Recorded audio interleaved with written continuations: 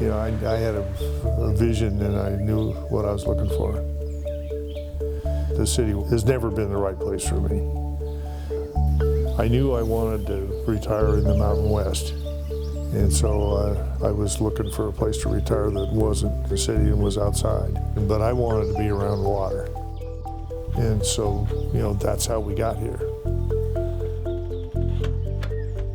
You know, how we laid the house out, we finally just said, well, let's line up with that tree and this one. And maybe there was no degrees or any high-tech stuff. We just messed around until we had it the way we thought we wanted it. In 96, 97, the flood event, or the major runoff event, caused two big cottonwood trees to right down from where the house is to fall into the creek. And we weren't here then. My neighbor across the creek called me, and I jumped on an airplane, came up here to look, and sure enough, there was two big trees across the creek. And there was a hell of a lot of water, which I hadn't seen before. The volume of it was kind of a shock. That was the first wake-up call, and so I got a hydrologist and basically did a bank stabilization project. A few rocks, root wads, down woody debris in vegetation. That bank is not eternally stable. And what happens if it lets go? About 20 times as much water comes by the site in runoff than it does normally. When it starts to happen is the absolute worst time to try to deal with it. There's a cost in both in living by the water, both in anxiety, stress, and there's a dollar cost, and it can be spendy. Big machines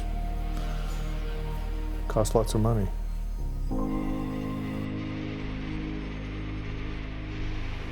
We developed this understanding that there was some things about living by the creek that were not immediately apparent just to look at it.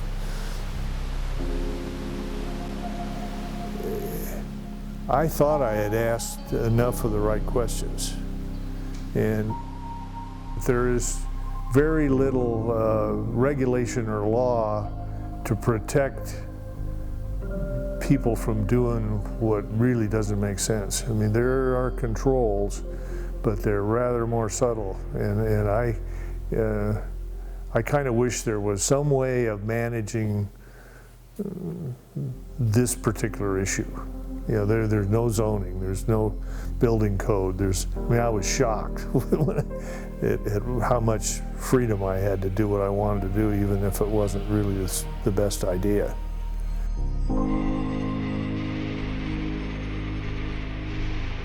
I would like to have been a little more skeptical and a little more objective about what I did.